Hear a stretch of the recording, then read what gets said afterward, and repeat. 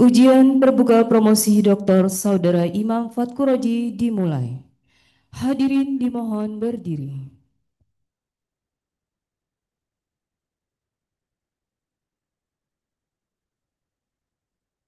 Ketua penguji dan tim penguji memasuki ruang sidang.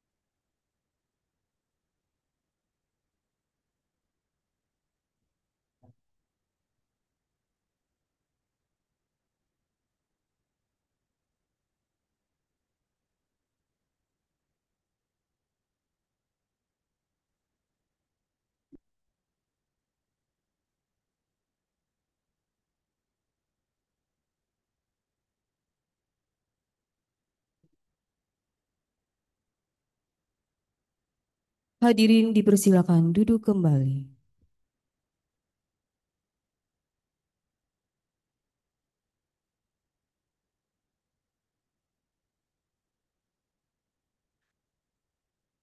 Ujian terbuka promosi doktor Saudara Imam Fatkuroji dibuka dan dipimpin oleh Ketua Penguji.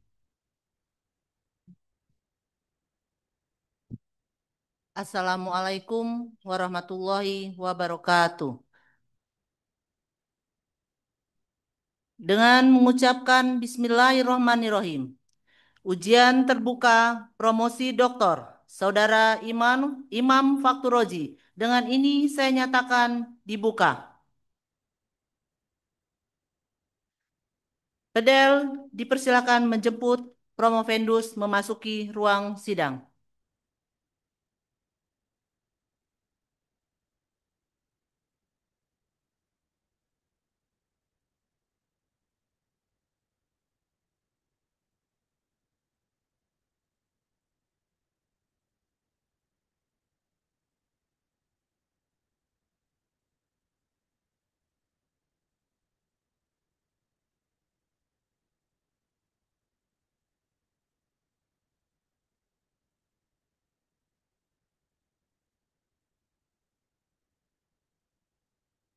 Saudara Imam Fakturoji, apakah saudara siap untuk mengikuti ujian pada hari ini?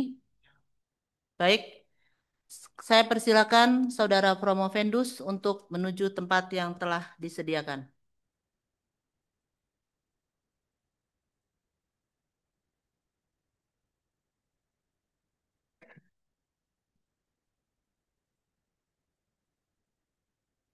Sebelum memulai ujian, saya persilakan Saudara Promotor Profesor Dr. Yulianto MS untuk memperkenalkan Promovendus kepada hadirin. Pada Prof. Yuli, kami persilakan. Bismillahirrahmanirrahim. Assalamualaikum warahmatullahi wabarakatuh. Tabi pun, Ketua Penguji dan para anggota penguji yang terhormat. Ketua Penguji, Sekretaris Penguji dan anggota penguji, serta para hadirin yang kami hormati. Kami, tim promotor Saudara Iman Fatkuroji, yang terdiri dari saya, Profesor Dr. Yulianto MSI, dua Dr. Maulana Mukhlis SOS MIP, menyampaikan terima kasih atas terlaksananya ujian terbuka hari ini. Izinkan kami terlebih dahulu menyampaikan pesan kepada Saudara Promopendus. Saudara Promopendus, sebentar lagi Saudara akan mempertahankan disertasi yang telah saudara kerjakan. Sudah cukup kami tim promotor membimbing saudara menyelesaikan disertasi. Sejak seminar usul penelitian, ujian naskah disertasi, dan sekarang saatnya ujian terbuka. Kami berharap saudara dapat mempresentasikan disertasi saudara dengan baik kepada sidang yang terhormat ini, juga kepada para hadirin tamu undangan.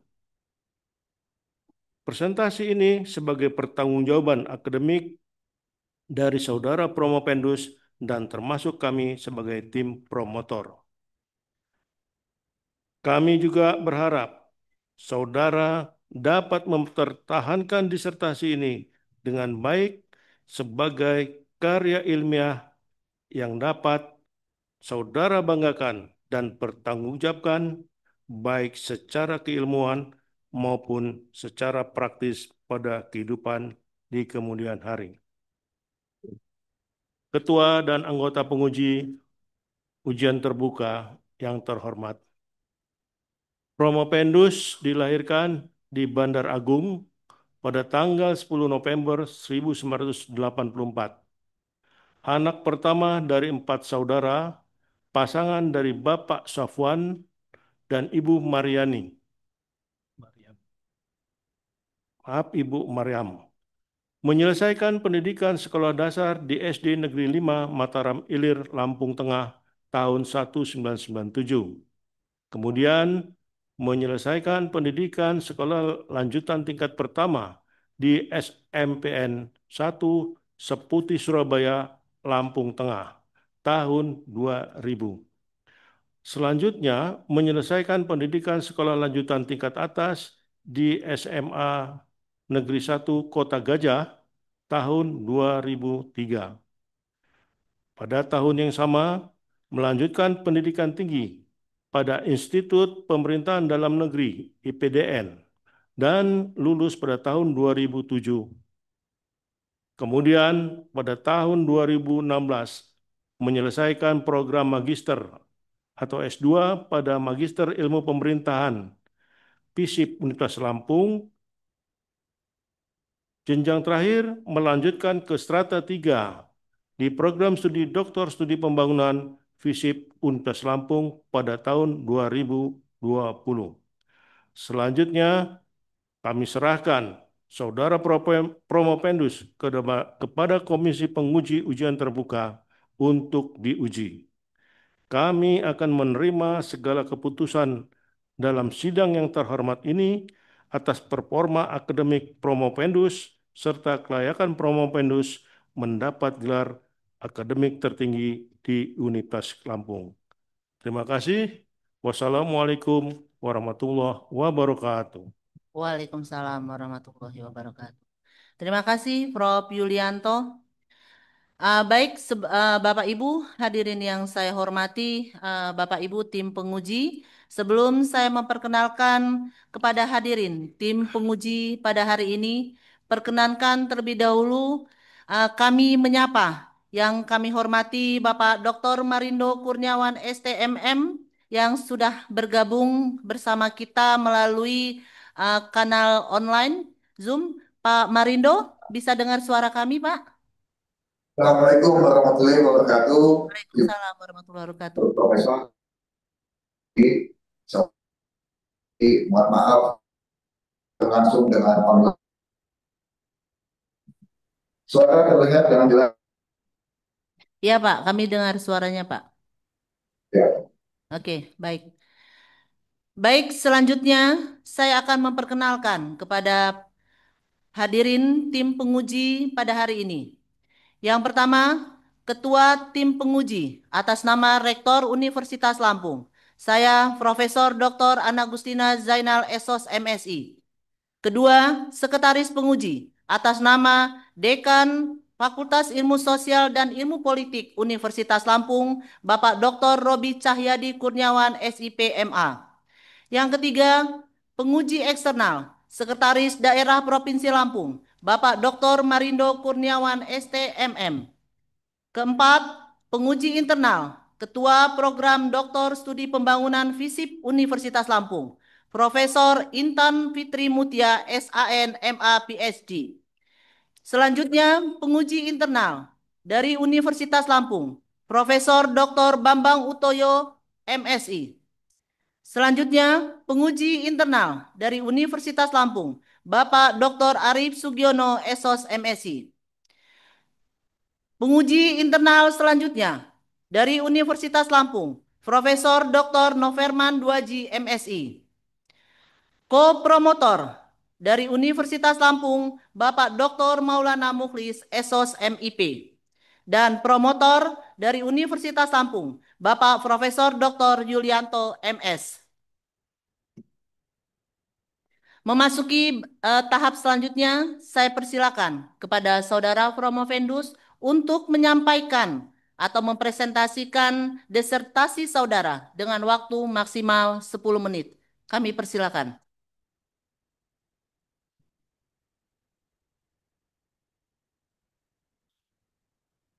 Baik, terima kasih atas waktu yang diberikan. Assalamualaikum warahmatullahi wabarakatuh. Tabi pun, yang terhormat, yang amat terpelajar, Rektor Universitas Lampung, yang dalam hal ini diwakili oleh Dekan FISIP Universitas Lampung, Profesor Dr. Anna Gustina Zainal, SOS, MSI, sekaligus sebagai Ketua Tim Penguji. Yang terhormat, yang amat terpelajar, Dr. Robi Cahyadi Kurniawan, SIP, MA, sebagai Sekretaris Penguji dan juga sekaligus Wakil Dekan Bidang Kemahasiswaan dan Alumni. Yang terhormat, yang amat terpelajar, Profesor Dr. Yulianto, MS, sebagai promotor dalam disertasi ini. Yang terhormat, yang amat terpelajar, Dr. Maulana Mukhlis, SOS, MIP, sebagai co-promotor. Yang terhormat, yang amat terpelajar, Dr. Marindo Kurniawan, STMM, sebagai penguji eksternal sekaligus Sekretaris Daerah Provinsi Lampung yang hadir secara daring. Para penguji internal yang terhormat, yang amat terpelajar, Profesor Intan Fitri Mutia, SAN, MA, PhD, sekaligus sebagai Ketua Program Studi Dr. Studi Pembangunan. Yang terhormat, yang amat terpelajar, Profesor Dr. Bambang Utoyo, SOS, MSI. Yang terhormat, yang amat terpelajar, Dr. Arif Sugiono, SOS, MSI. Yang terhormat, yang amat terpelajar, Profesor Dr. Noverman Duaji, MSI. Bapak dan Ibu hadirin sekalian yang saya hormati, merupakan sebuah kebahagiaan dan kehormatan bagi saya, Bapak dan Ibu berkenan hadir pada kesempatan siang hari ini. Izinkan saya memaparkan karya ilmiah dalam sebuah disertasi yang berjudul Implementasi Penganggaran Partisipatif dan Refocusing Anggaran serta implikasinya terhadap kebijakan keuangan daerah di Kabupaten Lampung Tengah tahun 2020 sampai dengan 2022. Bapak dan Ibu hadirin yang berbahagia, sebagaimana kita ketahui bahwa pandemi COVID yang melanda dunia pada tahun 2020 tidak hanya menjadi sebuah krisis kesehatan, tetapi juga menimbulkan goncangan yang serius terhadap tata kelola keuangan daerah. Pemerintah daerah diwajibkan untuk melakukan refocusing anggaran sebagai sebuah langkah cepat dalam menghadapi krisis. Di sisi lain, kebijakan ini sangat penting sebagai sebuah langkah cepat menangani pandemi. Namun, di sisi yang lain juga memunculkan tantangan, khususnya dalam menjaga akuntabilitas fiskal dan juga keterlibatan masyarakat. Dalam konteks Kabupaten Lampung Tengah, refocusing anggaran menyentuh anggaran operasional dan juga anggaran yang menyentuh langsung kepada masyarakat. Di tengah kondisi tersebut, muncul sebuah pertanyaan. Bagaimana partisipasi masyarakat tetap harus dijaga, bahkan harus diperkuat agar proses penganggaran tidak kehilangan legitimasi publik. Tujuan dari penelitian ini yaitu yang pertama, untuk menganalisis proses pelaksanaan penganggaran partisipatif di Kabupaten Lampung Tengah pada tahun 2020 sampai dengan 2022 dengan mengedepankan prinsip-prinsip penganggaran partisipatif. Yang kedua, menganalisis implikasi atau dampak yang terjadi dari pelaksanaan penganggaran partisipatif. Yang ketiga, untuk menganalisis tantangan yang dihadapi dalam proses refocusing anggaran yang tetap mengedepankan prinsip-prinsip penganggaran partisipatif. Dari hasil disertasi ini, maka didapat temuan penelitian bahwa pada proses penganggaran di Kabupaten Lampung Tengah selama krisis mengarah pada transformasi menuju democratic participatory budgeting. Namun demikian, praktek di lapangan masih menunjukkan fenomena di mana suara masyarakat didengar tapi tidak sepenuhnya diperhitungkan dalam agenda setting kebijakan atau hanya menjadi partisipasi yang bersifat simbolik. Lebih lanjut, bahwa kebijakan refocusing memang berdampak positif pada kecepatan respon ketika krisis. Akan tetapi dampak lainnya adalah berkurangnya transparansi dan meningkatnya potensi fragmentasi sosial politik jika pelibatan masyarakat tidak diakomodasi dengan baik. Tantangan yang dihadapi selama penerapan proses penganggaran partisipatif dalam proses refocusing anggaran pada kondisi krisis ada 3 hal. Yang pertama, keterbatasan sistem partisipasi digital yang belum optimal. Yang kedua, rendahnya literasi fiskal masyarakat. Yang ketiga, resistansi birokrasi untuk beradaptasi dengan model penganggaran yang deliberatif dan cepat secara sekaligus. Kesimpulan dari penelitian ini, melalui disertasi ini kami menyimpulkan bahwa refocusing anggaran di masa krisis tetap bisa berjalan dengan prinsip-prinsip penganggaran partisipatif selama ada dukungan, yaitu yang pertama, penguatan komunikasi publik. Yang kedua, fleksibilitas regulasi teknis.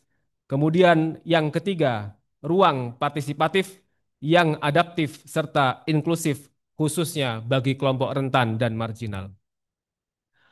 Melalui disertasi ini kami memberikan beberapa rekomendasi. Tentunya dalam upaya untuk memperkuat implementasi penganggaran partisipatif khususnya dalam konteks kondisi krisis. Yang pertama, pemerintah daerah perlu menyusun regulasi teknis penganggaran partisipatif berbasis krisis. Regulasi ini sebagai sebuah instrumen kebijakan daerah yang mengatur prosedur pelibatan masyarakat dalam refocusing anggaran tanpa mengorbankan kecepatan respon birokrasi. Yang kedua, literasi fiskal warga dan aparatur harus diperkuat melalui program yang berkelanjutan. Literasi fiskal ini akan menumbuhkan kesadaran kritis terhadap dampak dari sebuah keputusan fiskal yang diambil oleh pemerintah daerah. Kemudian yang ketiga, pengembangan platform digital, penganggaran partisipatif yang adaptif terhadap kondisi darurat menjadi sebuah kebutuhan yang mendesak. Kemudian yang keempat, kolaborasi lintas aktor harus dilembagakan melalui forum tata kelola fiskal daerah yang deliberatif. Dan yang terakhir, perlu adanya instrumen evaluasi kinerja daerah yang harus diselaraskan dengan prinsip partisipasi dan adaptabilitas. Bapak dan Ibu hadirin yang saya hormati, penelitian ini berupaya untuk memberi kontribusi teoritis sekaligus kontribusi praktis dalam upaya memperkuat tata kelola fiskal di tengah kondisi kritis. kondisi krisis atau mendesak.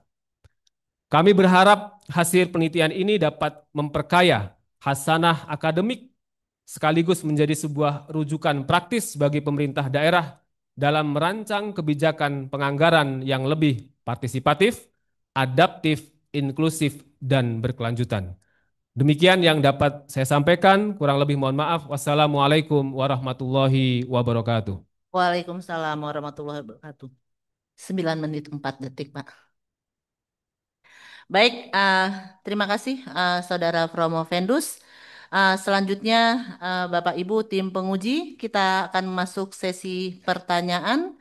Perkenankan saya untuk memulai sesi pertanyaan pada hari ini. Uh, Sudah siap Pak Imam? Baik, Saudara Promovendus, uh, pertanyaan saya sebenarnya masih sama dengan pada saat ujian tertutup. Saya ingin Saudara Promovendus, apalagi ini di depan eh, halayak, untuk lebih secara confidence menyampaikan kebaruan hasil penelitian Saudara. Kemudian yang kedua, dari kebaruan hasil penelitian Saudara Promovendus, saya minta Saudara untuk menunjukkan terkait bagian mana yang bisa diaplikasikan secara langsung dalam kondisi saat ini. Saya persilakan Promovendus, waktunya 5 menit untuk menjawab pertanyaan saya. Baik, terima kasih yang terhormat, yang amat terpelajar, Profesor Dr. Ana Agustina Zainal, SOS MSI. Saya coba menjawab.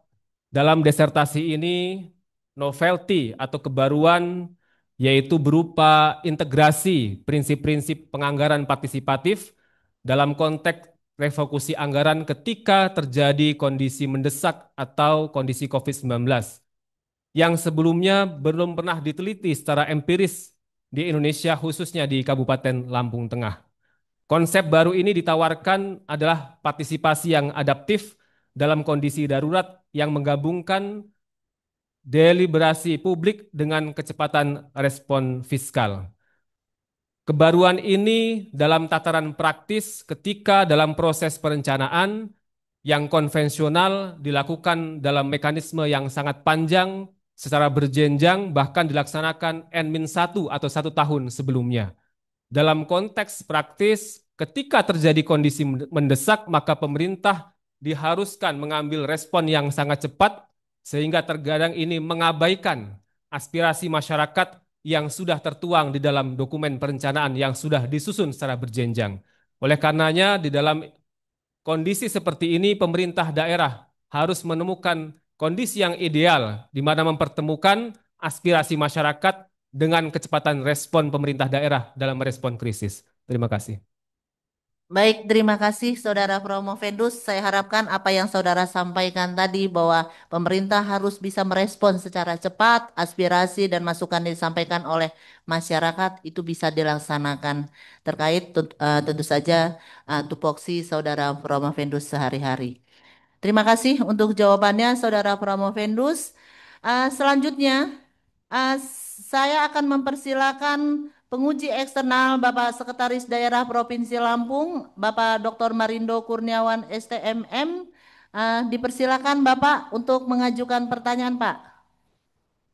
Baik, terima kasih Ibu Ketua dan segenap tim penguji, Ibu Profesor Ana Agustina Zainal dan Sekretaris Penguji serta penguji eksternal dan internal. Baik, kepada Promovendus Bapak Imam Fatul Roji, saya mengucapkan selamat. Bapak sudah sampai ke tahapan hari ini. Dan ini Allah tadi seperti disampaikan akan mendapat gelar akademik tertinggi dari Universitas Lampung, alma mater tercinta tentunya. Saya ingin memastikan pada forum yang sangat terhormat ini, mungkin Bapak nanti bisa menjelaskan terkait dengan disertasi yang telah disusun. Yang pertama ada 2 pertanyaan yang ingin saya dapat Saudara Bapak Fendus jelaskan. Yang pertama, apakah partisipasi masyarakat dalam pembangunan menjadi pendorong ataukah justru menjadi pengganggu? Dan mungkin Bapak Fendus bisa dapat mencontohkan. Kemudian terkait dengan penelitian yang telah dilaksanakan, bagaimana kontribusi praktis yang penting yang saudara saat ini adalah sebagai praktisi, bahwa Pak Imam adalah sebagai kepala Bapeda di Kabupaten Pringsewu yang merupakan praktisi seorang ASN.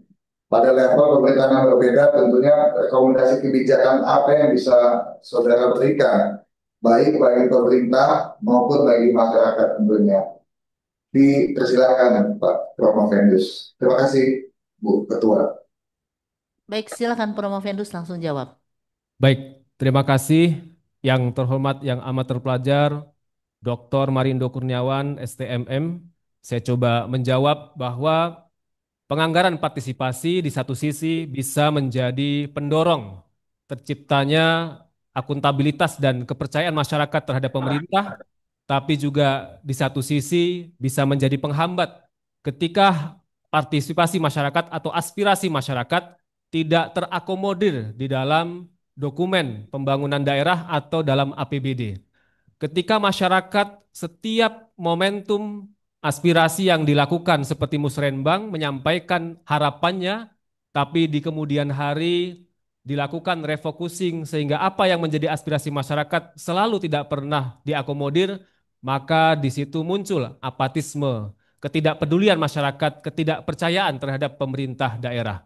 Oleh karenanya, dalam konteks desertasi ini diperlukan respon cepat pemerintah daerah dalam merespon kondisi tersebut. Kemudian kontribusi praktis sebagai praktisi. Saya melihat dalam konteks pemerintah pusat hari ini diperlukan melakukan implementasi evaluasi kinerja daerah dengan menggabungkan juga memasukkan instrumen berkaitan dengan partisipasi masyarakat. Artinya pemerintah pusat tidak hanya mengukur penyerapan anggaran, tetapi juga perlu melihat seberapa besar partisipasi masyarakat diakomodir di dalam perencanaan pembangunan. Kemudian yang kedua, pemerintah daerah sepertinya perlu mengembangkan platform digital sebagai sebuah upaya untuk memberikan ruang feedback dari masyarakat kepada pemerintah daerah. Hari ini sebenarnya sudah ada sistem informasi pemerintah daerah, tetapi ini perlu dikembangkan sehingga masyarakat lebih terlibat di dalam sistem yang sudah baik ini. Terima kasih.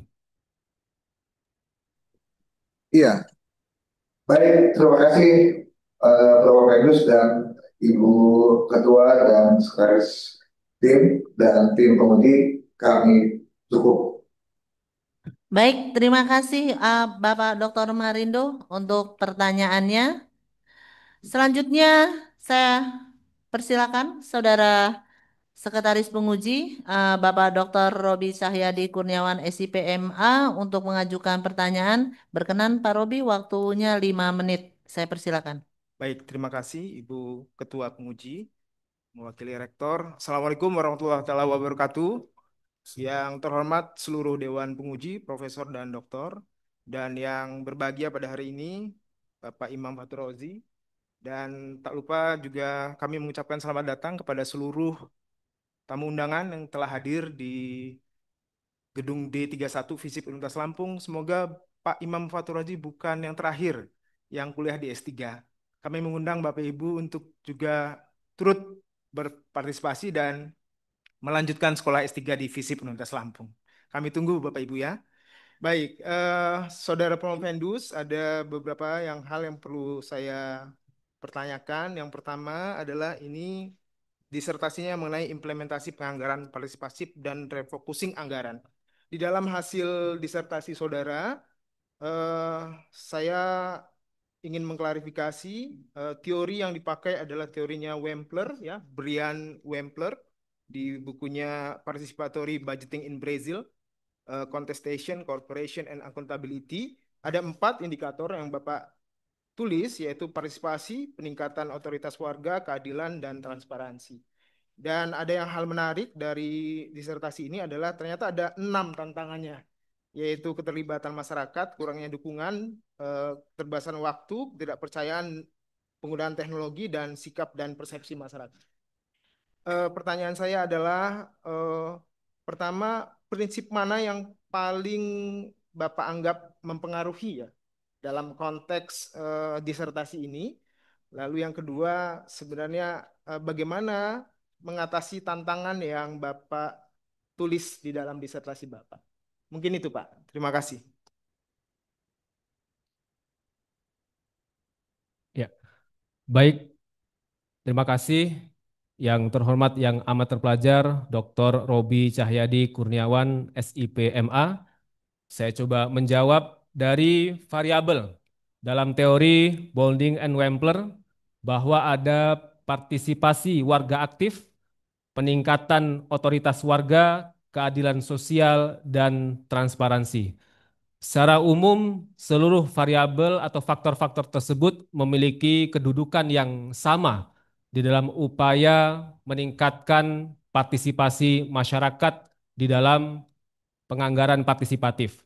Tetapi jika diperingkatkan, maka yang paling penting adalah peningkatan otoritas warga. Karena di sini yang memiliki dana publik yang berhak menentukan arah kebijakan dana publik itu adalah warga masyarakat itu sendiri. Pemerintah bertugas melaksanakan apa yang menjadi aspirasi masyarakat. Namun demikian di dalam prosesnya terkadang masyarakat tidak memiliki akses yang baik untuk dapat menentukan kemana dana publik itu dibelanjakan atau diimplementasikan. Kemudian bagaimana mengatasi tantangan tersebut? Maka di sini pemerintah daerah harus menciptakan ruang partisipasi yang inklusif, khususnya bagi kelompok rentan dan marginal. Dan hari ini dengan teknologi informasi sudah sewajarnya pemerintah daerah memiliki platform digital dalam mereka membuka ruang interaksi antara masyarakat dan pemerintah daerah. Terima kasih. Baik, terima kasih Pak Imam. Baik, terima kasih Pak Dr. Robi Cahyadi. Selanjutnya saya persilakan Profesor Intan Fitri Mutia selaku penguji internal dan Ketua Prodi Dr. Studi Pembangunan untuk mengajukan pertanyaan. Berkenan Prof, waktunya 5 menit. Baik, terima kasih Pak Ana, Ketua Sidang, izin Pak Sekretaris, kemudian Dewan Penguji, para profesor dan doktor, Promovendus. Pak Imam ini mulai perkuliahan di program studi doktor pada saat mendekati pasca COVID ya. Jadi memang penelitian ini tepat sekali ya, mulai dilakukan pada tahun 2021 ya ketika masuk sebagai mahasiswa S3.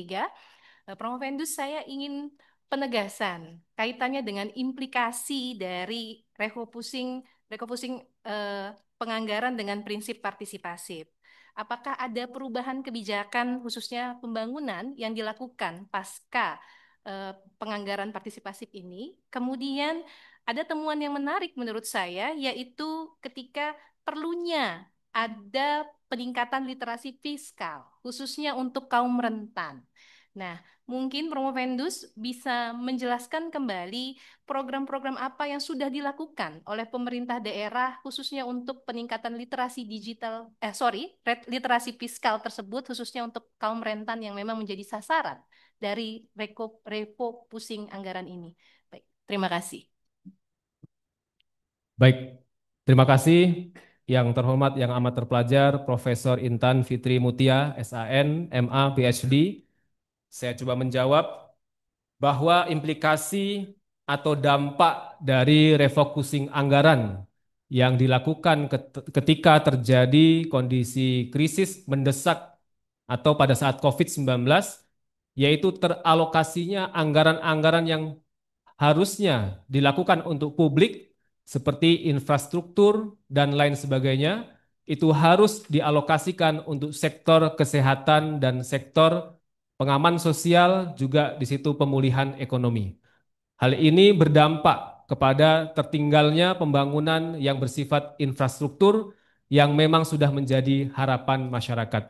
Pada saat tersebut juga masyarakat tidak memiliki akses dalam rangka menentukan apakah lebih membutuhkan pembangunan di bidang kesehatan, pemulihan ekonomi, atau yang dibutuhkan adalah pengamanan berkaitan dengan jaring pengaman sosial. Pada disertasi ini kami merekomendasikan ke depan adanya literasi fiskal warga dan aparatur juga untuk diperkuat sebagai sebuah program yang berkelanjutan. Sebenarnya ini bukan praktek yang sudah ada, tetapi ini adalah rekomendasi yang kita berikan untuk ke depan menghadapi situasi yang sifatnya krisis atau mendesak. Literasi fiskal ini akan menumbuhkan kesadaran kritis dari dampak sebuah keputusan fiskal. Masyarakat saya kira perlu dilibatkan dalam proses penyusunan anggaran sehingga ketika mereka memahami alur proses maka mereka juga ada rasa memiliki dan pada dampaknya otoritas warga semakin meningkat, kepercayaan kepada pemerintah daerah juga semakin baik. Terima kasih. Baik, terima kasih Prof. Intan. Selanjutnya saya persilakan penguji internal Bapak Profesor Dr. Bambang Utoyo MSI untuk melakukan pengujian. Pertama Pak, berkenan waktunya 5 menit. Terima kasih Ibu Ketua atas kesempatannya.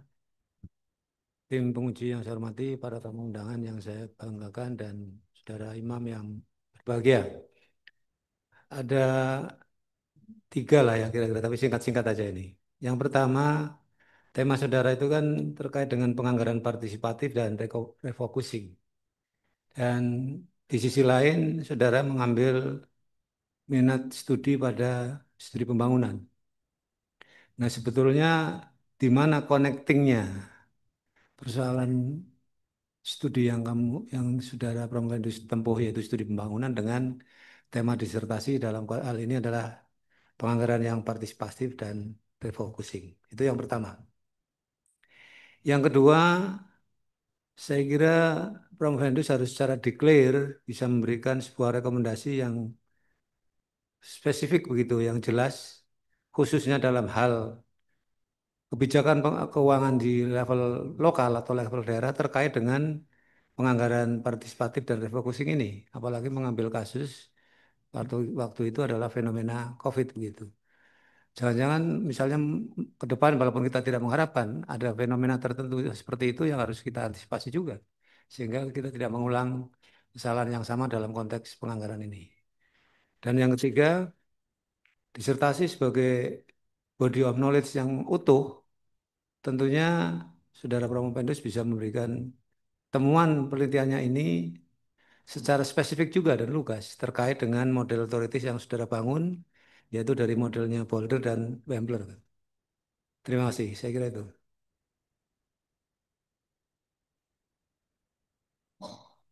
Baik, terima kasih. Yang terhormat, yang amat terpelajar, Profesor Dr. Bambang Utoyo, SOS MSI. Saya coba menjawab bahwa keterkaitan disertasi yang kami tulis dengan program studi pembangunan, bahwa pada dasarnya pembangunan itu pada prinsipnya harus ada keterlibatan masyarakat. Maka di sini pentingnya sebuah partisipasi publik. Pemerintah daerah harus memiliki sumber daya yang baik dan responsif dalam mengelola dana publik. Dalam konteks ini juga kita melihat pembangunan berkelanjutan. Salah satu aspek dari pembangunan berkelanjutan yaitu penguatan tata kelola, di mana di situ perlunya penguatan akuntabilitas, kemudian responsivitas, dan juga adaptif terhadap potensi perubahan yang terjadi. Di dalam disertasi ini, sebenarnya kami secara spesifik sudah merekomendasikan bahwa pemerintah daerah perlu menyusun regulasi yang bersifat teknis penganggaran partisipatif ketika kondisi krisis. Hari ini, sepertinya pemerintah daerah belum memiliki regulasi tersebut. Kemudian, pemerintah daerah sepertinya tidak pernah juga melakukan edukasi berkaitan dengan literasi fiskal kepada masyarakat. Hari ini berkaitan dengan kebijakan fiskal lebih bersifat mandatori. Hal ini perlu adanya edukasi kepada masyarakat sehingga mereka memiliki pemahaman yang lebih baik lagi. Kemudian berkaitan dengan temuan-temuan penelitian dalam disertasi ini, maka kami menyampaikan bahwa ke depan perlunya penguatan komunikasi publik antara pemerintah daerah dan masyarakat. Kemudian yang kedua, perlu adanya fleksibilitas regulasi yang bersifat teknis. Yang ketiga, perlu adanya ruang partisipasi yang lebih adaptif, lebih inklusif, khususnya bagi kelompok rentan. Hari ini kelompok rentan, kelompok marginal jarang sekali dilibatkan dalam proses pengambilan keputusan yang bersifat penting, sehingga ini ke depan perlu menjadi perhatian pemerintah daerah. Terima kasih.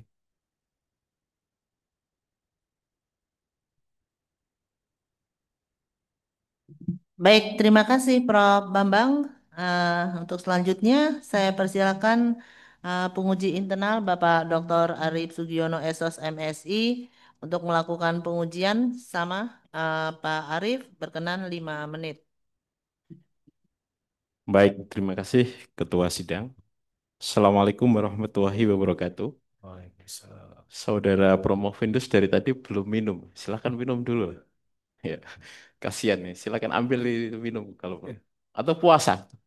Oh, baik. Saya hanya satu pertanyaan saja, tapi A, B, C, D. Enggak, satu saja. Baik. Bagi saya pribadi, sebuah kehormatan tersendiri bisa berproses dengan saudara, mulai dari seminar usul, seminar hasil, ujian kelayakan, dan tertutup, dan promosi kali ini. Penguji sebelumnya, kalau dalam perspektif filsafat ilmu, sudah berkutat pada aspek ontologi dan aksiologi, maka saya akan fokus pada dimensi epistemologi, yaitu berkaitan dengan metodologi. Kalau membaca metodologi yang saudara gunakan, nampaknya saudara sangat menggandrungi school of thoughts atau pemikiran dari Robert Kayin dan John Creswell, sehingga Anda menggunakan dua referensi utama itu dalam mendesain jenis penelitian dan pendekatan penelitian saudara. Anda mengutip pemikiran Robert Kayin yang mengatakan bahwa jenis penelitian ini adalah jenis penelitian explanatory case study. Kalau kita telusuri pemikiran Robert Kayin tersebut di dalam bukunya, bahwa explanatory case study itu kata kuncinya terletak bagaimana peneliti menjelaskan hubungan sebab akibat, kausalitas dalam empirical problem yang mencoba diangkat, yang dalam hal ini adalah refocusing anggaran. Nah, kalau saya mencoba konstruksi bahwa riset ini dilakukan tahun 2024-2025, ya kan? Sementara dari segi time frame, riset Anda terjadi di tahun 2022. Saya mencoba mengajak berpikir kritis kepada saudara. Bagaimana kalau saya kritisi aspek jenis penelitian ini? Kenapa saudara tidak menggunakan case study dalam konteks snapshot, di mana lebih pas bahwa penelitian Anda mencoba memahami sebuah fenomena empiris dalam kurun waktu tertentu, ya ini hanya pada saat COVID saja. Ketimbang Anda memilih case study yang bersifat explanatory tadi. Jika setuju alasannya apa? Jika tidak alasnya apa? Silahkan Saudara Promovendus. Ya, silakan Saudara Promovendus, agak serius pertanyaannya ini. Baik, terima kasih yang terhormat, yang amat terpelajar, Dr. Arief Sugiono, SOS MSI.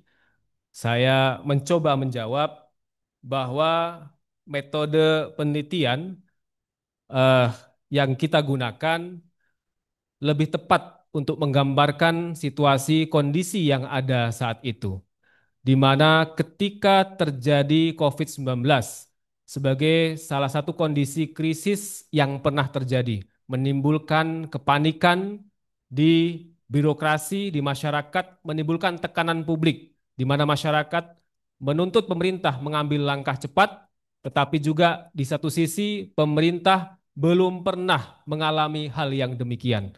Harapannya melalui metode penelitian ini ke depan bisa dikembangkan dalam kondisi yang serupa, dan kondisi hari ini sepertinya pola pengelolaan keuangan juga mirip seperti ketika kondisi krisis akibat COVID-19, di mana pemerintah melakukan realokasi atau refocusing anggaran yang bersifat top down. Mudah-mudahan juga melalui disertasi ini ke depan para peneliti bisa mengembangkan dengan metode penelitian yang lain sehingga juga mendapatkan perspektif yang berbeda. Terima kasih. Cukup. Untung pertanyaannya serius, jawabannya cukup. Kalau nggak panjang. Baik, selanjutnya saya persilakan penguji internal Profesor Dr. Noverman Duaji MSI untuk melakukan pengujian. Sama Prof. Nover, berkenan waktunya 5 menit. Saya persilakan. Terima kasih Ketua dan Bapak Ibu semua yang saya hormati. Assalamualaikum warahmatullahi wabarakatuh. Promopendus, hari ini adalah momen penting, momen bersejarah. Oleh karenanya, dalam momen penting ini saya ingin mengemukakan beberapa hal. Ya, intinya saya sependapat bahwa dengan temuan penelitian ini kira-kira menekankan partisipasi itu penting dalam proses dan penetapan anggaran. Pertanyaan yang pertama, kalau ini kan penelitian pada saat COVID. Nah, pada saat sekarang ada nggak partisipasi dalam proses anggaran itu? Itu yang pertama. Karena kita sudah sependapat bahwa partisipasi itu penting. Kalau penting tidak mesti harus dalam suasana COVID, kan? Artinya dalam segala medan dan dalam segala suasana. Yang kedua, kalau novelty ini ingin dipraktekkan, maka yang diperlukan ya supaya ini bisa dilaksanakan apa? Dua hal itu aja. Terima kasih, silakan dijawab. Baik, terima kasih yang terhormat, yang amat terpelajar, Profesor Dr. Noverman Duaji MSI. Partisipasi masyarakat dalam proses penganggaran yang ada di pemerintah daerah hari ini secara formal berjalan sesuai dengan tahapan pembangunan. Tetapi kami melihat bahwa proses partisipasi tersebut masih bersifat simbolik belaka, di mana ketika terjadi perubahan atau realokasi anggaran, masyarakat tidak diberikan akses untuk ikut terlibat di dalamnya. Oleh karenanya, dalam novelty ini, ke depan masyarakat perlu dilibatkan ketika pengambilan keputusan pada saat terjadi kondisi kritis. Ada beberapa praktek baik yang dilakukan di beberapa daerah, yaitu masyarakat dilibatkan untuk melakukan review sebuah program atau sebuah anggaran, apakah dilanjutkan, apakah dilakukan perbaikan, atau dihentikan sama sekali. Praktek-praktek seperti ini dalam proses penganggaran yang harus mulai dibuka atau dalam sebuah beberapa teori yang juga Profesor rekomendasikan kepada kami, di mana ada open government, good government, juga ada beberapa teori lain di mana intinya memperkuat proses partisipasi masyarakat di dalam keputusan publik. Terima kasih. Cukup? Cukup, tapi begini, ya satu untuk penegasan aja. Kalau tidak ada regulasi hanya sebatas pengasianan, maka tidak mungkin akan jalan. Oleh karena itu ya saat yang tepat bagi Promopendus untuk segera membuat regulasi minimal di unit Pringsewu kan begitu. Saya kira itu ya. Kalau hanya itu ya sama aja dengan ya kira-kira janji-janji manis saja gitu. Terima kasih Bu Ketua. Baik, dicatat Prof. Noverman. Saudara Pramopendus masih kuat? Siap. Oh, iya. Boleh tarik nafas karena dua sesi yang terakhir ini adalah sesi angelnya Promovendus.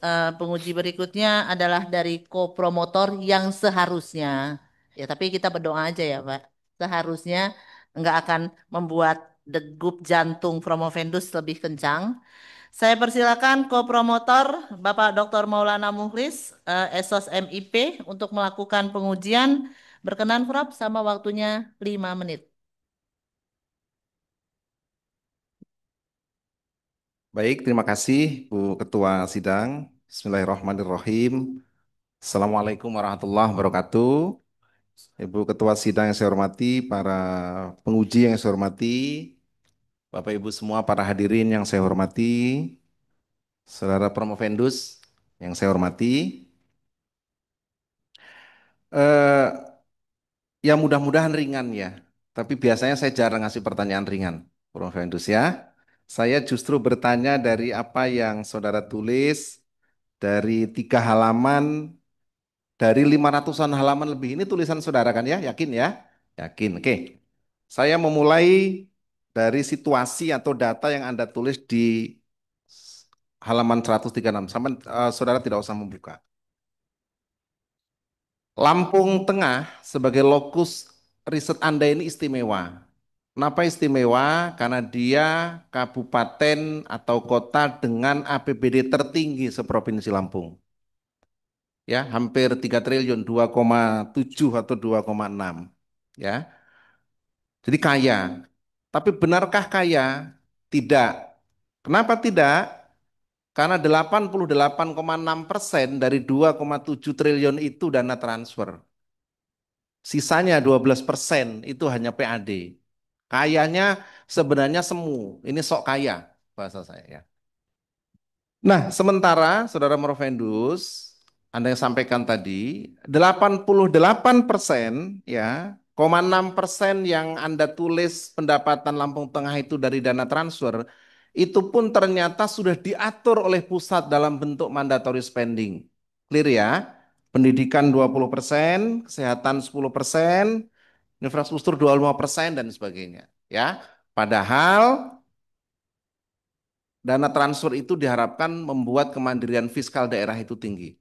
Nah, jadi pertanyaan pertama, dalam perspektif desentralisasi fiskal, mandatory spending ini menguntungkan atau merugikan bagi Kabupaten Lampung Tengah?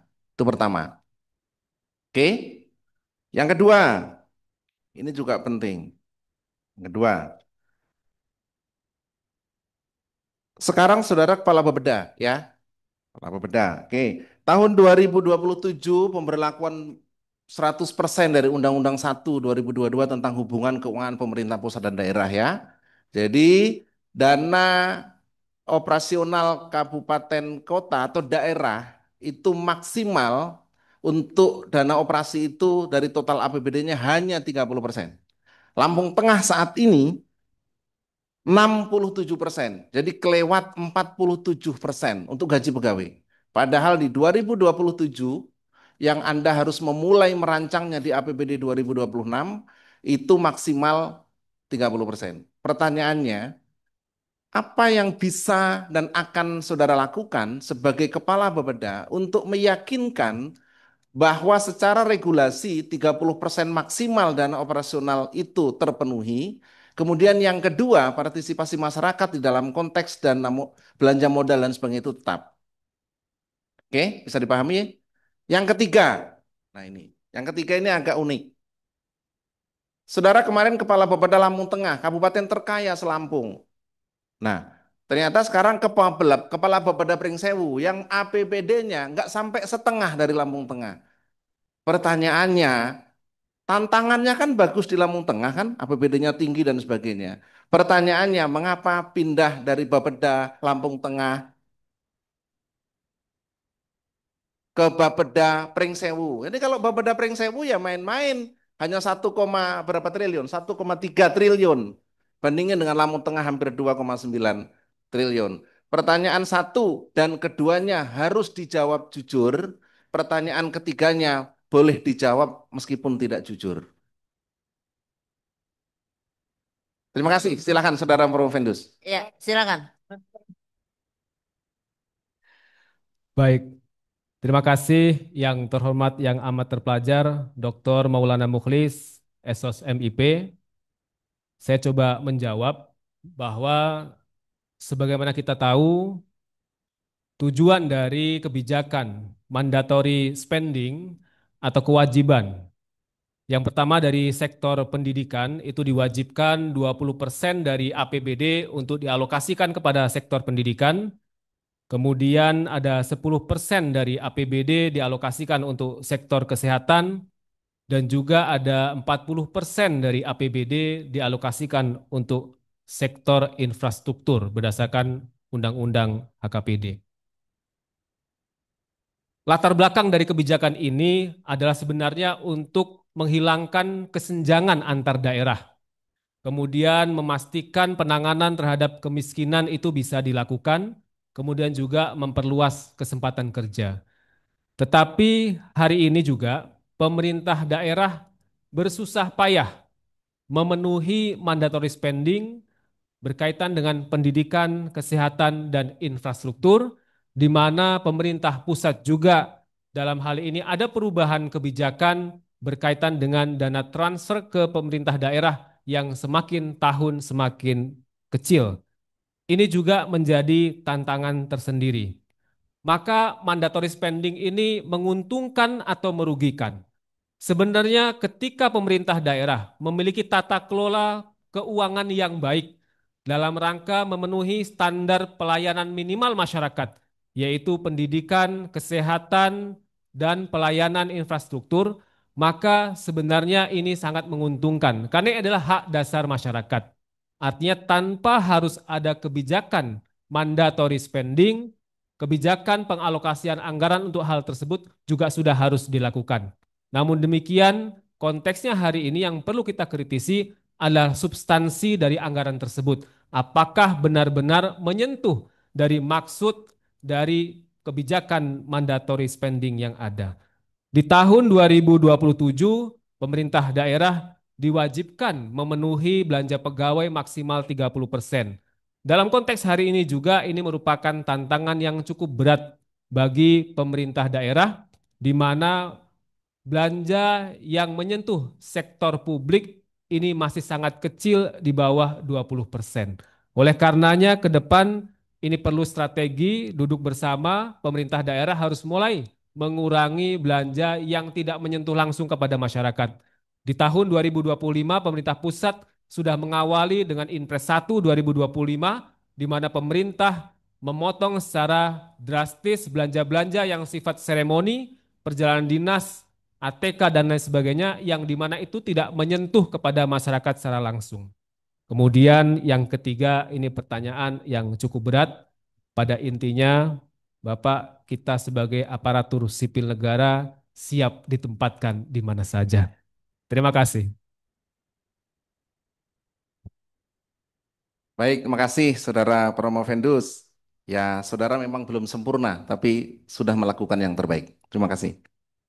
Baik, terima kasih Bapak Dr. Maulana Mukhlis.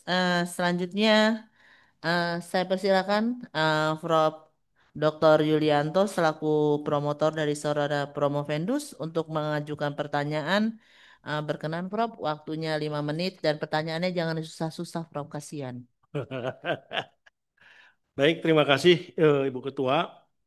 Ada dua pertanyaan. Yang pertama itu pertanyaan saran perbaikan, ya. Yang kedua pertanyaan substansi barangkali.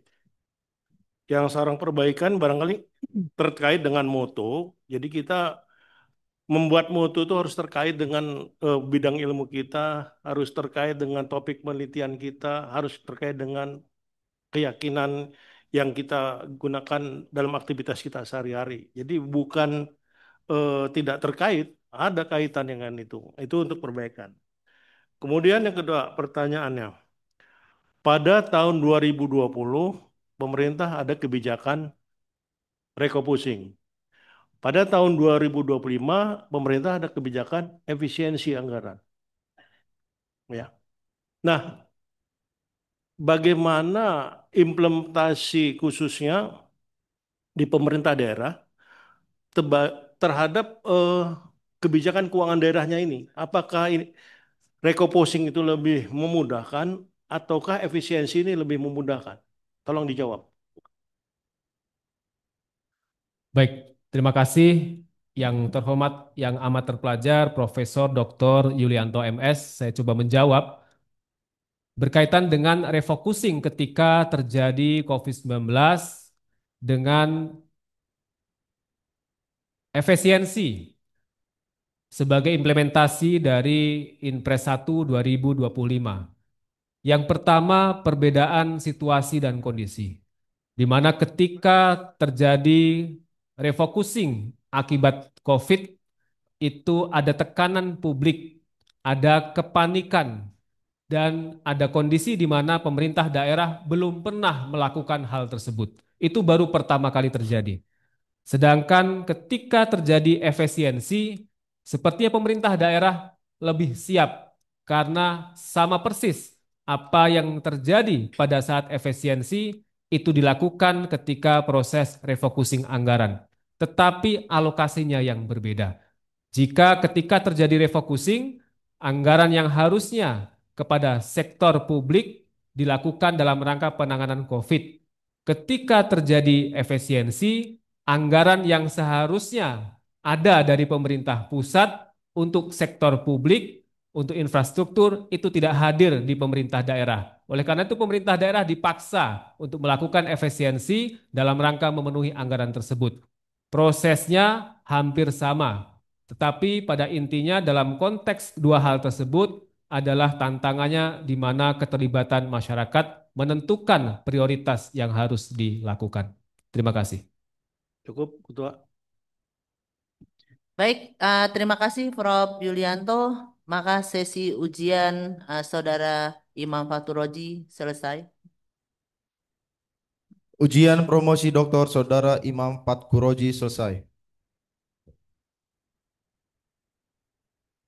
Bapak Ibu hadirin yang berbahagia, untuk memberikan waktu kepada tim penguji dalam menentukan hasil ujian pada hari ini, maka dengan ini ujian promosi Dr. Saudara Imam Faturoji saya nyatakan diskor kurang lebih 10 menit. Hadirin dimohon berdiri.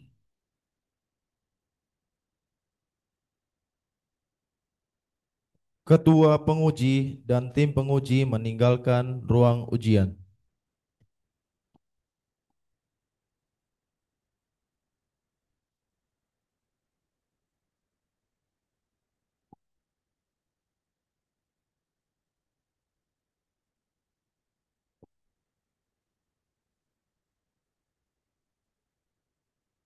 Hadirin dipersilakan duduk kembali.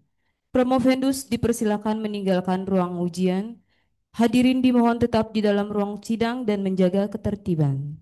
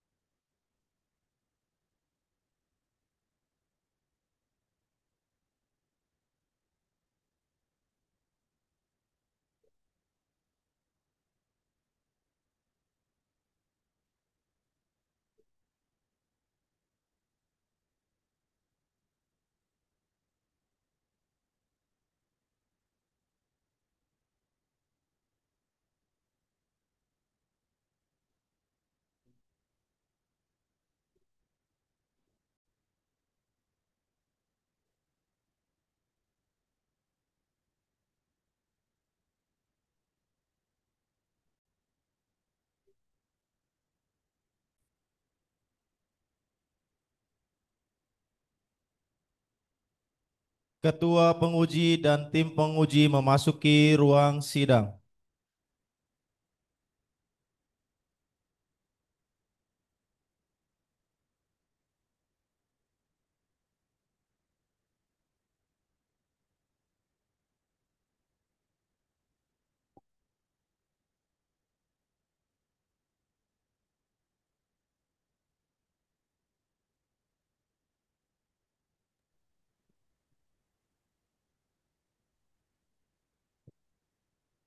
Tapi suaranya matiin aja, Mbak. Hadirin dimohon duduk kembali.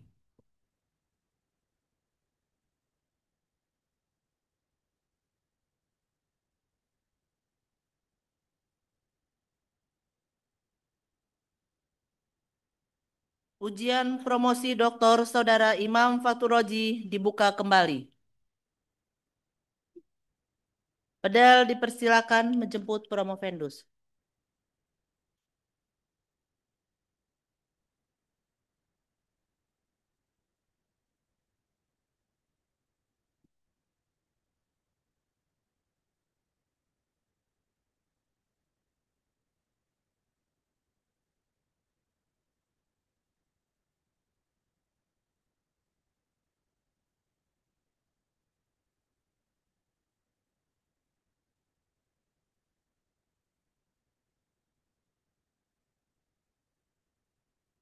Baik, terima kasih. Sebelum saya mengumumkan hasil ujian terbuka pada siang hari ini, perkenankan terlebih dahulu saya kembali menyapa Bapak Dr. Marindo Kurniawan masih bergabung Pak secara online. Insya Allah siap masih bergabung Bu Ketua, Bu Profesor, dan segenap tim penguji. Baik, terima kasih Pak Ya, Dr. Marindo. ya. Saudara Promovendus, setelah tim penguji mengadakan rapat khusus penilaian ujian promosi saudara, maka dengan ini saya umumkan nama Imam Faturoji, MPM 2036011003, dinyatakan lulus pada program studi Doktor Studi Pembangunan Fakultas Ilmu Sosial dan Ilmu Politik Universitas Lampung, yang merupakan lulusan ke-8 pada program studi Doktor Studi Pembangunan dengan IPK 3,68, lama masa studi 5 tahun 2 bulan dengan predikat sangat memuaskan. Dan kepada saudara diberikan hak untuk menggunakan gelar doktor. Jadi selamat Pak Dr. Imam Faturoji. Dengan demikian Universitas Lampung kembali telah menyumbangkan seorang doktor kepada negara Republik Indonesia. Semoga saudara dapat memberikan kontribusi terbaik kepada bangsa dan negara ini. Penyerahan surat keterangan lulus oleh Ketua Penguji didampingi oleh Sekretaris Penguji dan Ketua Program Studi Doktor Studi Pembangunan.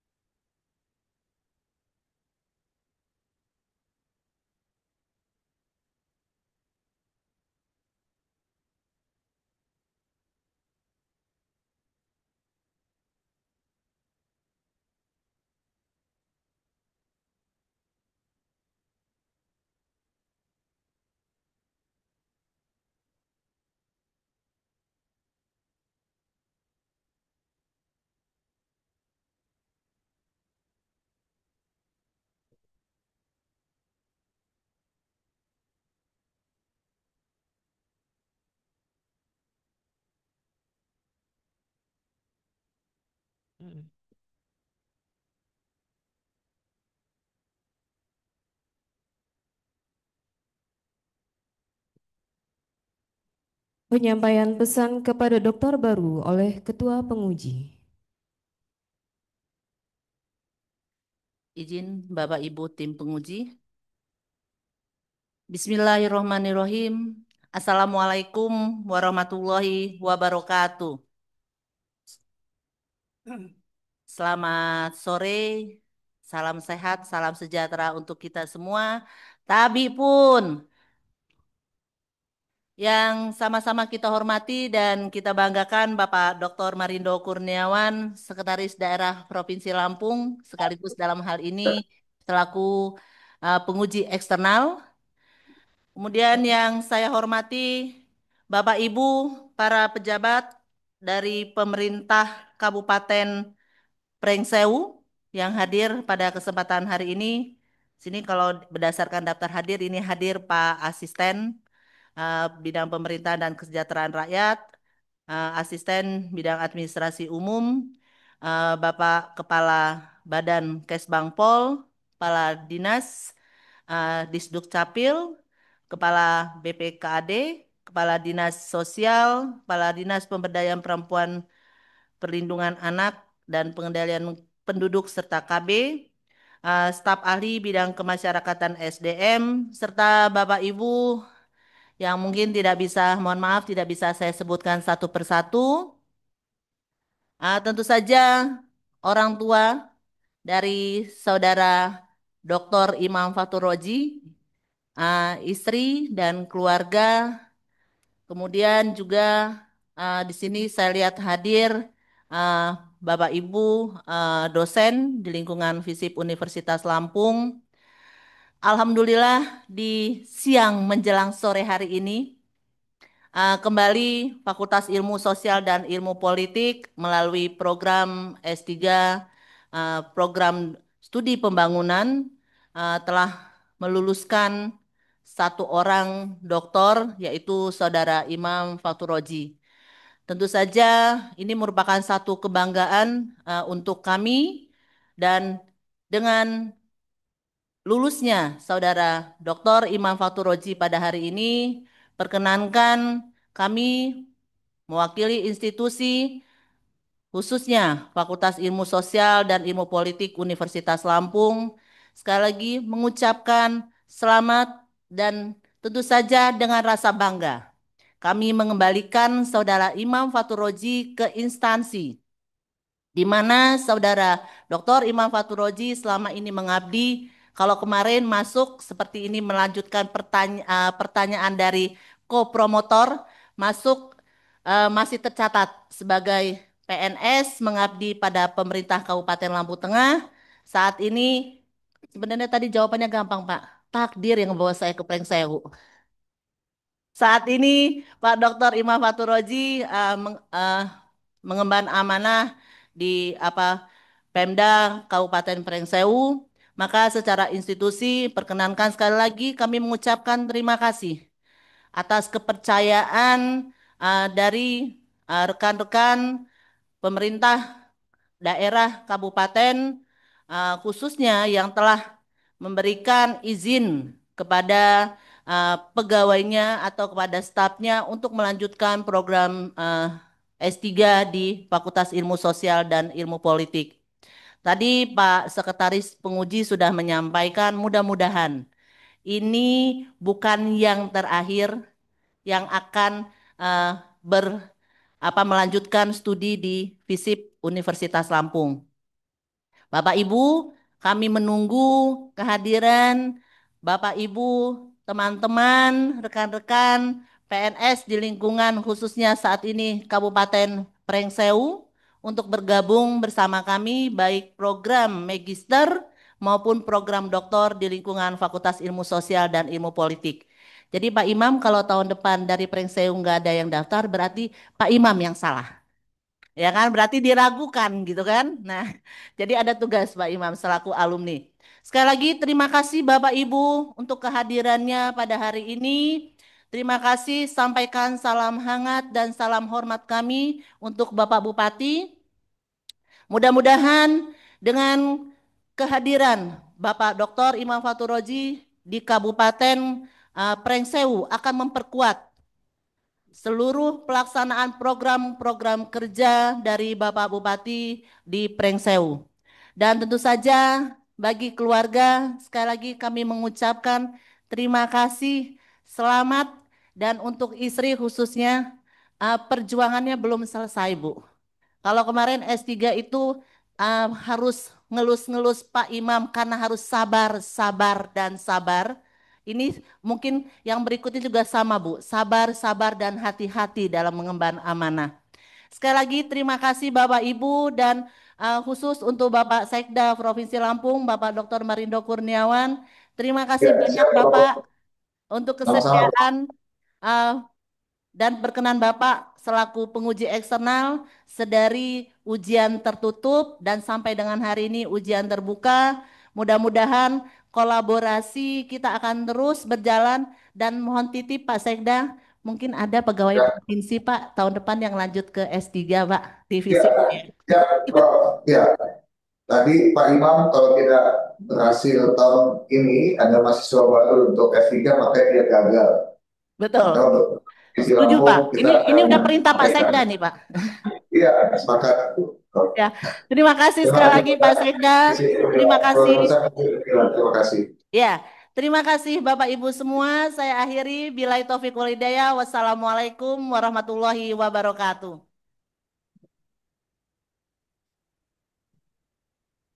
Penyampaian pesan kepada dokter baru oleh promotor.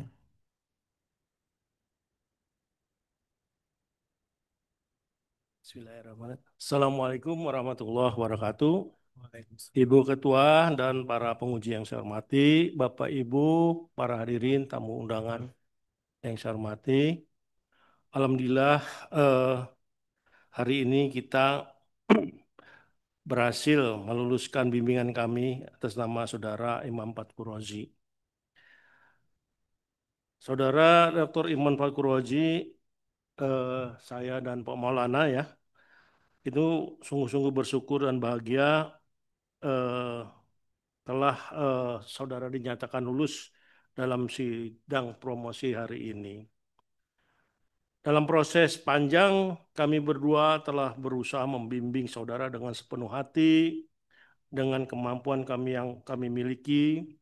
Kadang harus siap pagi-pagi kita bertemu, kadang harus siang kita bertemu, kadang harus malam juga kita bertemu. Mulai hari ini nggak ada lagi pertemuan untuk siang malam. Kami menyaksikan sendiri kesungguhan Anda, kerja keras dan ketekunan saudara dalam menyelesaikan studi di lingkungan Universitas Lampung ini.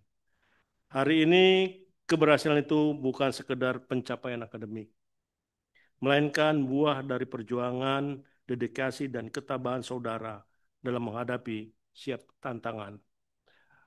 Mungkin Bapak dan Ibu dari birokrat di Pringsewu, Imam ini sosok birokrat yang sangat ulet, gigih. Mudah-mudahan ini satu keberuntungan bagi Pringsewu untuk mendapatkan sosok birokrat beliau di Bapeda ini. Ya, Saudara Imam, kami bangga atas pencapaian ini. Jadikanlah momentum ini bukan sekedar penanda akhir dari sebuah perjalanan, tetapi awal dari pengabdian yang lebih besar bagi masyarakat, bangsa, dan negara khususnya di Pringsewu. Biarlah hari ini tercatat sebagai tonggak sejarah yang penting dalam kehidupan saudara yang tak hanya dikenang, namun juga menjadi inspirasi bagi para birokrat lainnya di Pringsewu dalam menapaki jejak yang saudara tinggalkan. Saudara Dr. Imam Patkuroji, dengan ilmu yang telah saudara raih, kami yakin kontribusi saudara dalam dunia birokrasi akan semakin bermakna. Kalau bahasa emotnya itu menyala gitu, menyala. Gunakanlah gelar ini bukan sekedar untuk meninggikan diri.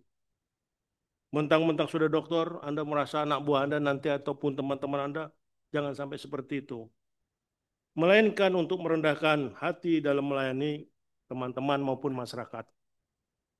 Jadilah birokrat yang teknokratik, yang bekerja bukan sekedar menjalankan prosedur, tapi juga memahami substansi, menganalisis dengan cermat, dan mengambil keputusan berbasis ilmu. serta keberpihakan kepada kepentingan publik. Ini yang penting. Meski saudara kini menyandang gelar doktor, tetaplah rendah hati dan teruslah mengembang ilmu pengetahuan. Ingatlah, belajar adalah perjalanan yang tidak mengenal titik akhir. Semoga gelar ini menjadi bekal untuk pengabdian yang lebih luas, menjadi cahaya bagi setiap langkah saudara ke depannya. Kami juga menyampaikan ucapan selamat dan rasa bahagia kami pada keluarga, sahabat, dan semua orang tercinta yang telah mendampingi saudara hingga titik ini. Perjuangan saudara adalah juga perjuangan mereka. Dengan ini berakhir sudah kami dalam membimbing saudara selama menempuh studi doktoral. Sehingga Anda tidak perlu takut-takut lagi untuk me-WA kepada promotor, karena kami bukan promotor dan pemromotor lagi. Namun, semoga jalinan silaturahmi antara kita tetap terjaga, ikatan batin dengan FISIP Universitas Lampung tercinta tidak pernah terputuskan. Akhir kata, kami mengucapkan terima kasih kepada Ketua Penguji dan seluruh anggota penguji yang terhormat atas kontribusinya dalam proses akademik ini. Ucapan terima kasih kami sampaikan kepada Rektor Universitas Lampung yang telah memberi kepercayaan kepada kami sebagai tim promotor bagi Saudara Dr. Imam Patkuroji. Selamat dan sukses Saudara Dr. Imam Patkuroji. Semoga ilmu yang dimiliki menjadi berkah bagi orang banyak. Terima kasih. Wassalamualaikum warahmatullahi wabarakatuh. Promotor 1 Profesor Yulianto, 2 Dr. Maulana Mukhlis. Penyampaian pesan dan kesan dari Promovendus. Assalamualaikum warahmatullahi wabarakatuh. Yang terhormat Rektor Universitas Lampung yang dalam hal ini diwakili oleh Dekan FISIP Unila Profesor Dr. Anna Agustina Zainal, Esos MSI. Yang terhormat Bapak Dr. Robi Cahyadi Kurniawan, SIP MA, sebagai Wakil Dekan Bidang Kemahasiswaan dan Alumni. Yang terhormat promotor dan kopromotor kami, Profesor Dr. Yulianto MS dan Bapak Dr. Maulana Mukhlis, Esos MIP. Yang terhormat Ibu Kaprodi Program Studi Dr. Studi Pembangunan, Profesor Intan Fitri Mutia, SAN MA PhD. Yang terhormat penguji eksternal Bapak Dr. Marindo Kurniawan STMM. Yang terhormat para penguji internal Profesor Dr. Bambang Utoyo SSMSI, Dr. Arif Sugiono SSMSI, Profesor Dr. Noverman Duaji MSI.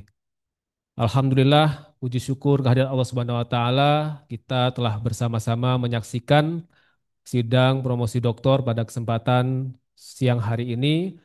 Salawat dan salam kita sampaikan kepada junjungan kita Nabi besar Muhammad Sallallahu Alaihi Wasallam.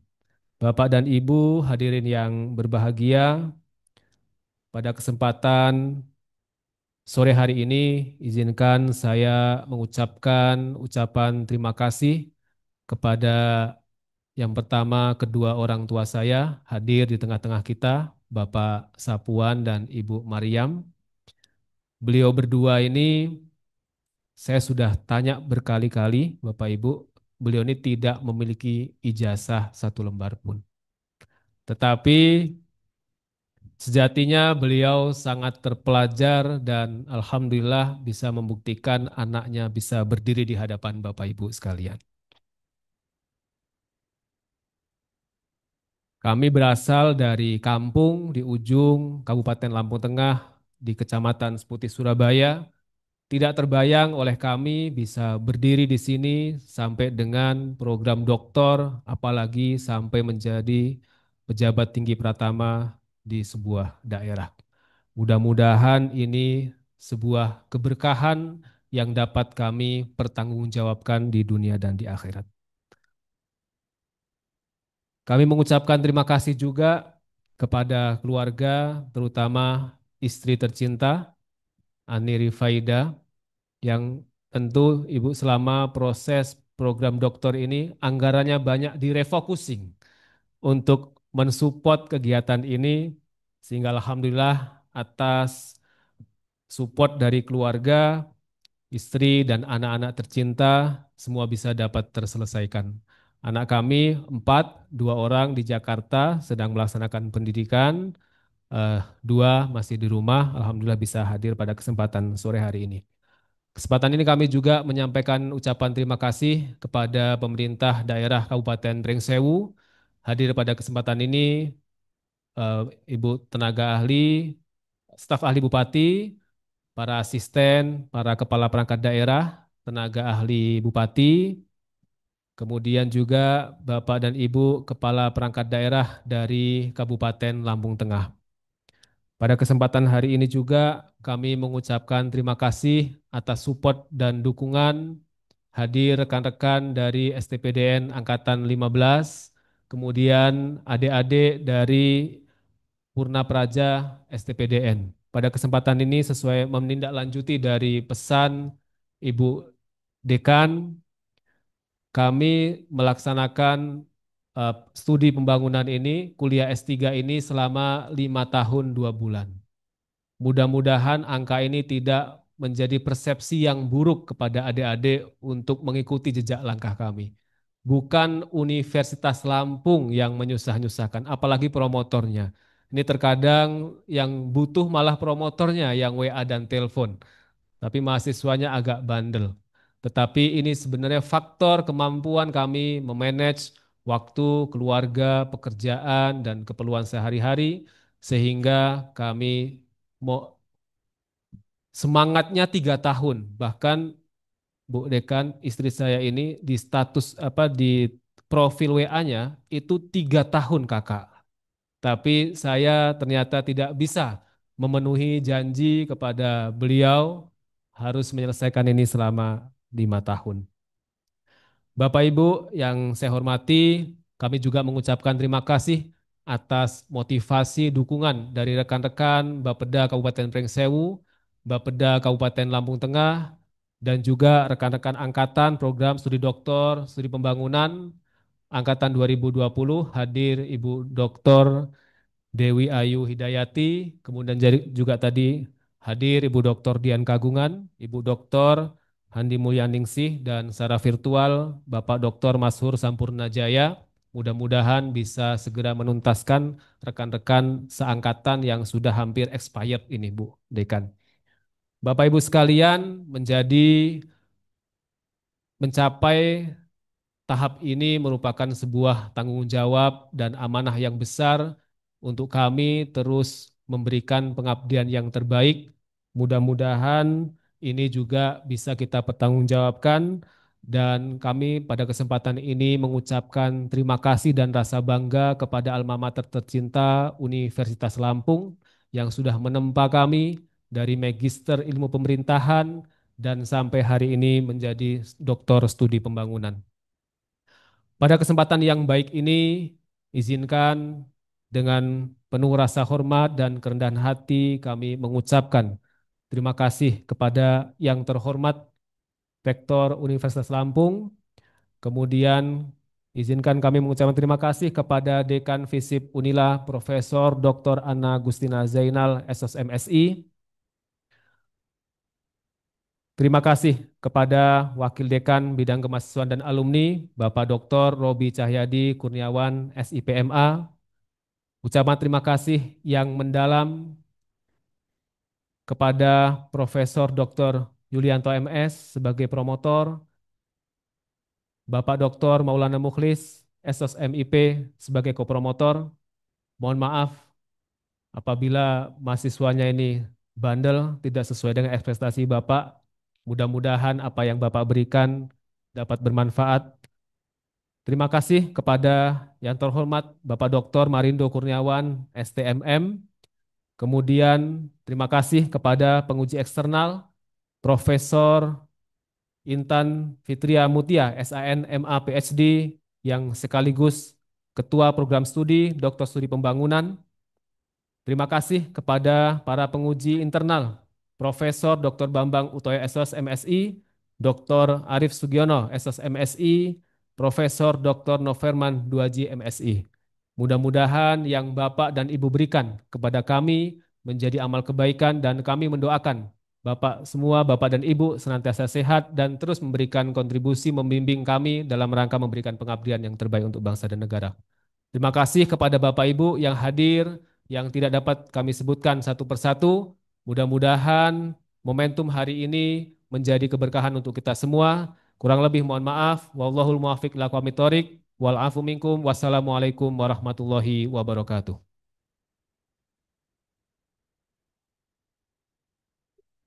Ujian promosi Saudara Dr. Imam Fakhuroji ditutup oleh Ketua Penguji.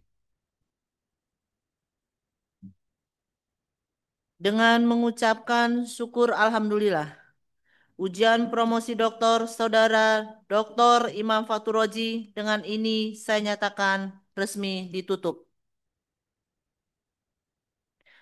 Sekali lagi, pada kesempatan ini perkenankan saya mengucapkan terima kasih dan apresiasi setinggi-tingginya kepada Bapak Sekda Provinsi Lampung, Bapak Dr. Marindo Kurniawan STMM yang sudah berkenan untuk menjadi penguji eksternal pada siang menjelang sore hari ini. Sekali lagi terima kasih Pak Sekda untuk berkenan dan waktunya dan seluruh tim penguji yang telah hadir secara offline pada hari ini. Demikian, billahi taufiq walhidayah. Wassalamualaikum warahmatullahi wabarakatuh. Ucapan selamat dan foto bersama diawali oleh Ketua dan tim penguji.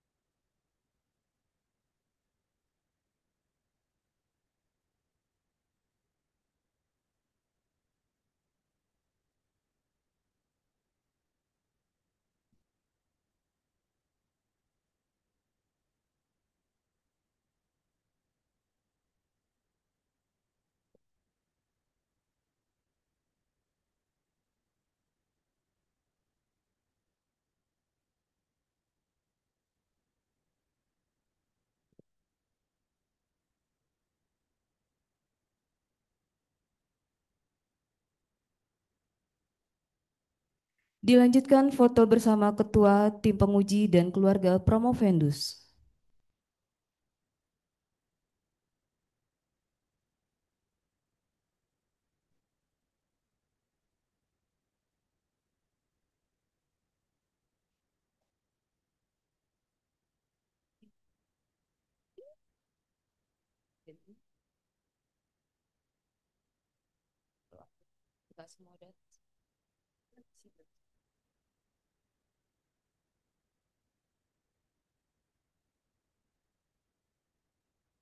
Ini ya, ini kesini.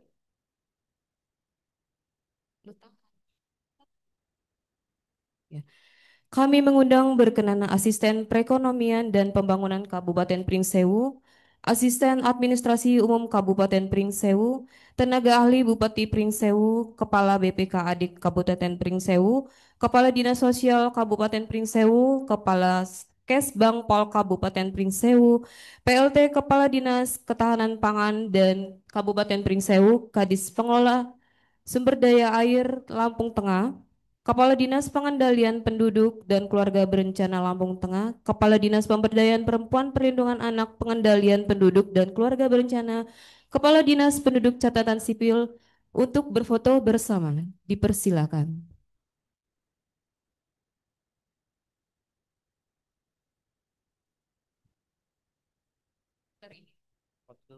Pak, ini tunggu sini, Bang.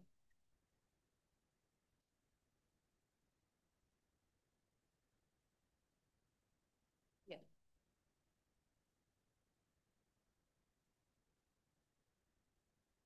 Ya, apa?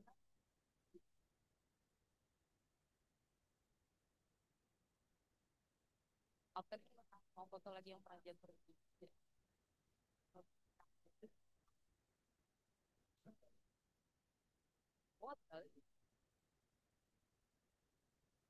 Apa Mbak? Pernah Praja IPDN Kabupaten Prinseu. Kami mengundang berkenan Purna Praja IPDN Kabupaten Prinseu untuk berfoto bersama. Satu lagi, satu. Mereka foto sendiri aja. Ya udah. Oke.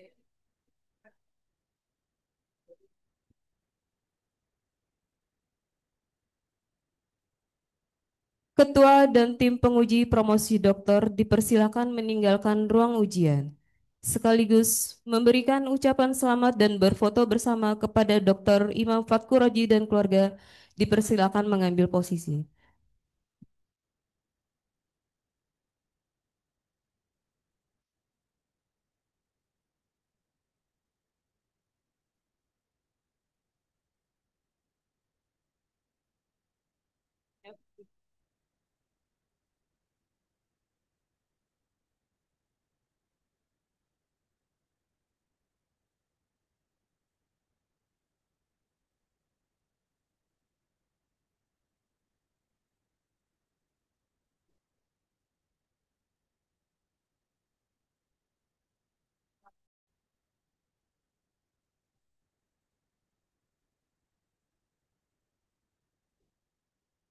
Ucapan selamat dan foto bersama oleh tamu undangan.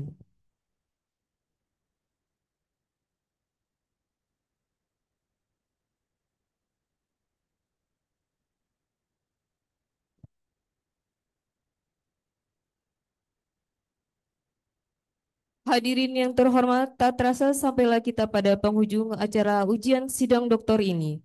Atas nama seluruh panitia, kami ucapkan terima kasih.